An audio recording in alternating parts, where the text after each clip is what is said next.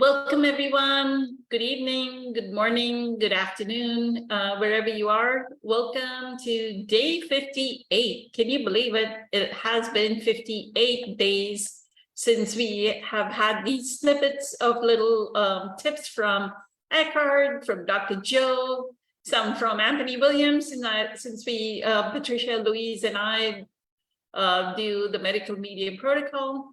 So you're getting lots of tips from that too.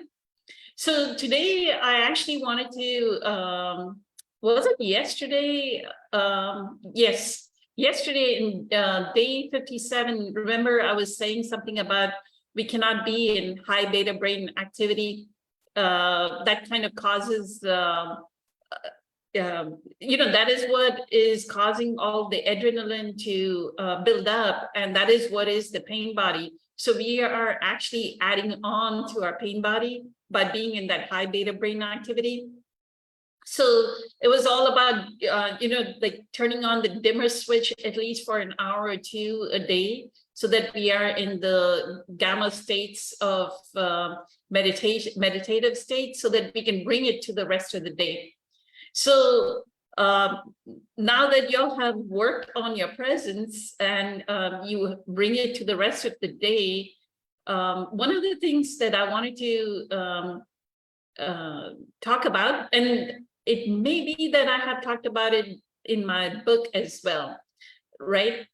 So one of the limiting beliefs that I have found in myself, and this may be part of an archetype like the wounded child archetype, as well as the victim archetype, right? There's a combination, like maybe those energies are working together, where we are experiencing envy and jealousy.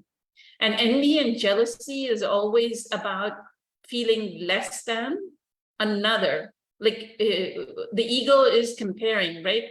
And I know even as a 3-year-old child, as a 5-year-old child, I was always comparing myself to my brother. So we were always like butting heads, fighting with each other. And it's like, if he had a pencil in green color, I needed that same pencil in red color, like the girlish color, right? If he had a piggy bank that was green in color, I still remember that piggy bank, I needed one in red color, right? And I grew up with that jealousy for my whatever was given to my brother. And I always had this limiting belief that I am less than, right? Being in South Asia, being Indian, there is kind of like this doting capacity on or showered upon the eldest son, which was my brother. So I kind of always felt less than him right throughout my childhood. And that I know bred a lot of jealousy. But realize what that limiting belief does. What I know, what transpired out of that limiting belief is I always believed everything that he wanted, he would get. And yes, I would exactly see, like if he wanted a scooter, he would get a scooter. Because in India, we ride around in scooters when we are teenagers. Or if he wanted a bike, if he would get a bike. If he wanted like some kind of like Walkman or something. In those days, when we were children, there was something called Walkman, not iPods and iPhones. So he would get it, right? And here my mother, if I would even ask for clothes, she would go, no, get those hand-me-down clothes, and we'll just get some clothes from somebody, and you wear those hand-me-down clothes. So she would not even spend money on clothing me, leave alone buying all these electronic goods and these vehicle for me or anything of that sort. Like I had to take public transportation. I couldn't like ride a scooter or anything of that sort. So see how that jealousy, the focusing on I am less than, I'm less than, I'm less than, and constantly comparing and feeling that envy, what does it transpire into, right? It transpires into exactly the opposite of what we want. What we want is the recognition the appreciation, the acknowledgement that we exist, and the opposite is happening, right? The other is being recognized, the other is being kind of like that's what we see. So the way I have healed that jealousy is back in y'all know that at 2011 I started with Eckhart's teachings, right? So he has a whole little passage on shyness, and I think even jealousy, he may have something on it, but I think in Stillness Speaks, he talks about envy and jealousy. So I knew that the ego is feeling less than, right? That's my ego. So one use his technique of when you experience that feeling of jealousy, like maybe your sister is getting, your parents are giving your brother or sister like maybe some gift and you didn't get the same gift, right? So now you're jealous. So maybe you got a gift of a lesser value. And so you're comparing, oh, they love her more, love him or her more than they love me. So when you do that comparison, one antidote is Eckhart's guidance is allow your ego to feel that diminishment of the ego, that you're feeling less than, and no, okay, I'm comparing myself and I am feeling less than right now in my, it'll start somewhere in the tummy, lower chakras, right? In chakra 1, 2, I'm feeling less than because that person is getting more than me, or it could be some coworker that's getting recognized and you did the same effort and you're not getting recognized. That's one way of healing it, is by allowing our ego, anytime we are comparing and our ego is rising, and we know the ego is rising through our reactivity, like we feel anger, frustration, annoyance, depression, all these are resistance patterns of the mind. This is the ego, right?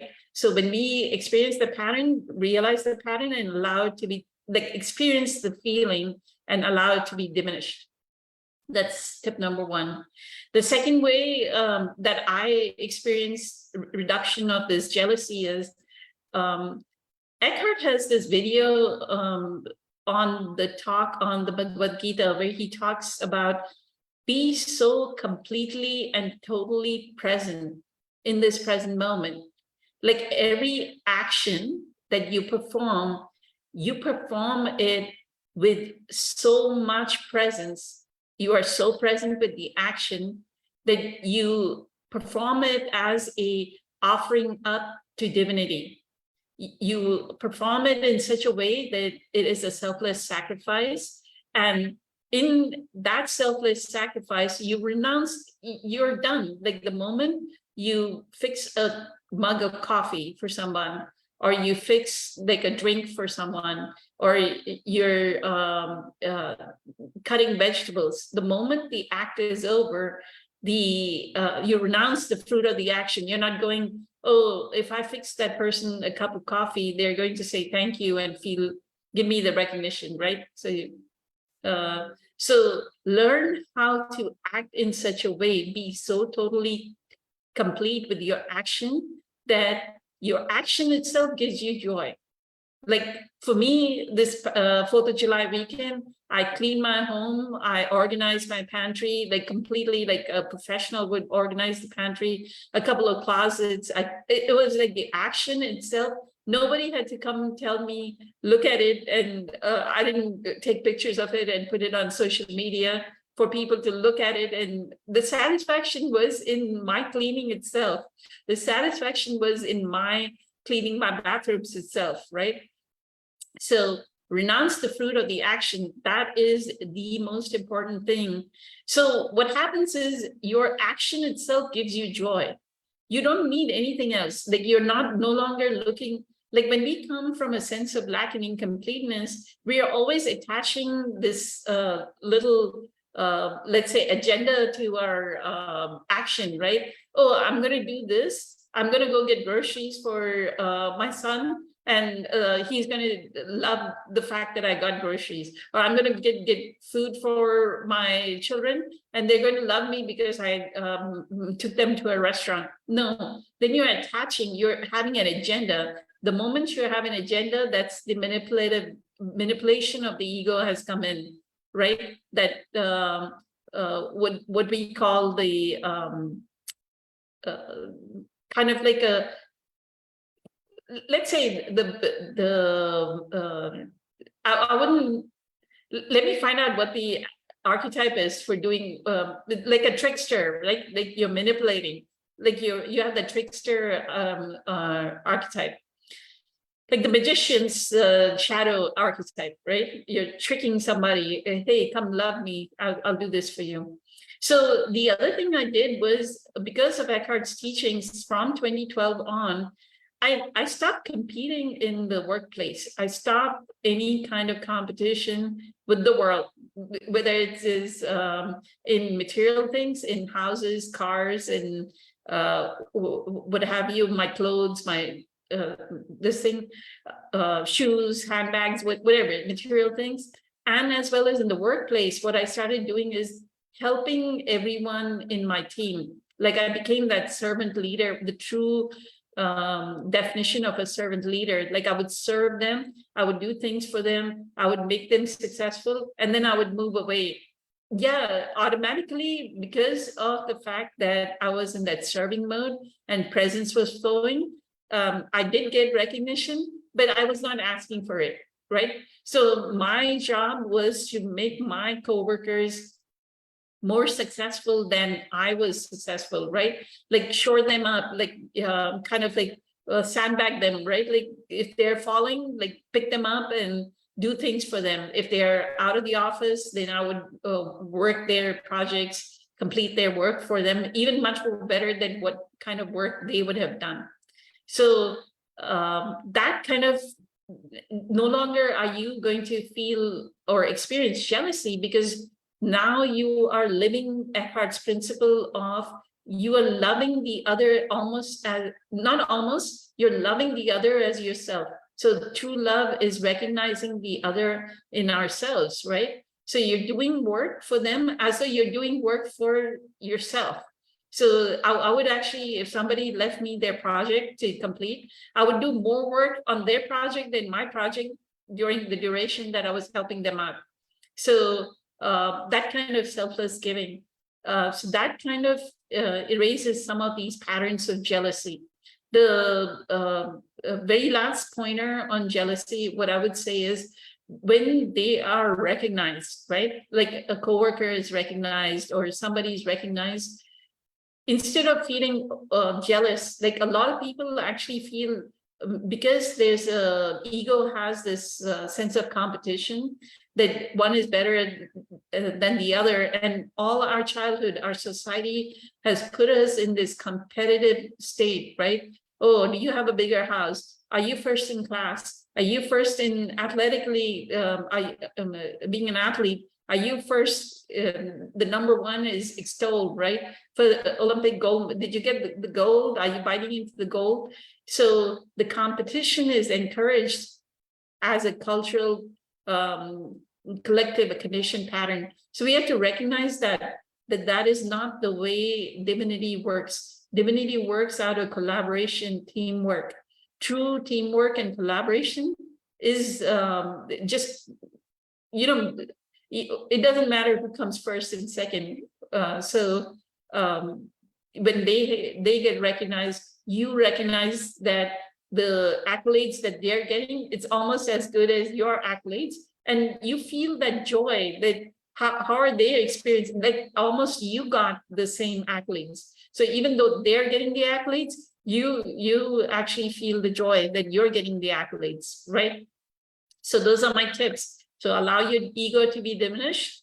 Second is you're going to offer up your action to divinity and not renounce the fruit of the action, because that's where we add that charge, the negative polarity is added, agenda is added, right?